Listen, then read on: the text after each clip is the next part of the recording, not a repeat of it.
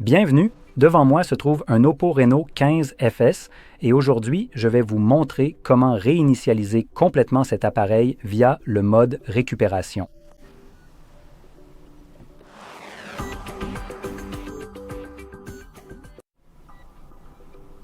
Avant de commencer réellement le processus de réinitialisation et de vous montrer comment le faire, je souhaite rapidement mentionner quelques points importants.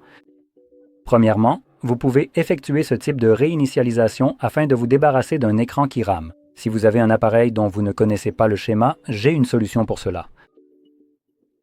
Un autre point à noter est que si votre appareil a un compte Google connecté, ce qui n'est pas mon cas, mais si c'est le cas pour vous, votre appareil sera verrouillé par FRP.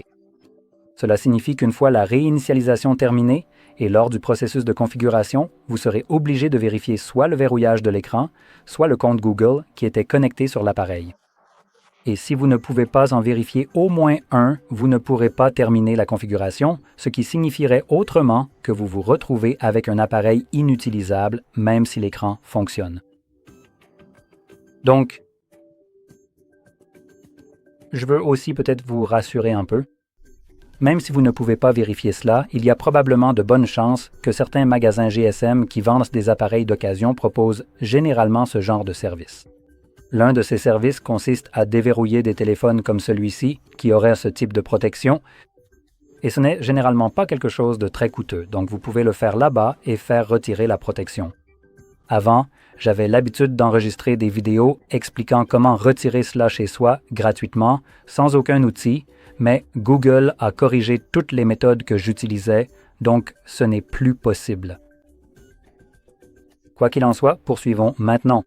Je vais donc déverrouiller l'appareil et continuer à partir d'ici, comme si je ne connaissais pas le code de verrouillage de l'écran. Et tout d'abord, nous allons appuyer sur le bouton d'alimentation et le bouton de volume haut pour accéder aux options de démarrage et faire glisser vers le bas afin d'éteindre l'appareil. Vous sentirez alors une vibration de l'appareil. Quand vous la ressentez, cela signifie que l'appareil est complètement éteint.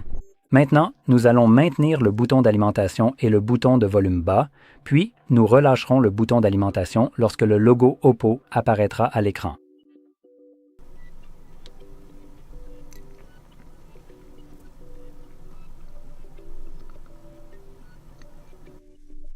À partir d'ici, vous devez sélectionner la langue anglaise. Je vais exposer l'image pour que vous puissiez bien la voir.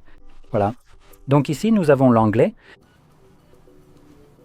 Et à partir de là, sélectionnez « Formater les données ». Maintenant, cette option est protégée par un code généré aléatoirement que vous pouvez voir juste ici. Tout ce que vous avez à faire, c'est de taper ce que vous voyez ici sur le clavier, qui pour moi en ce moment est 9135. Lorsque vous le saisissez correctement, ceci s'affiche.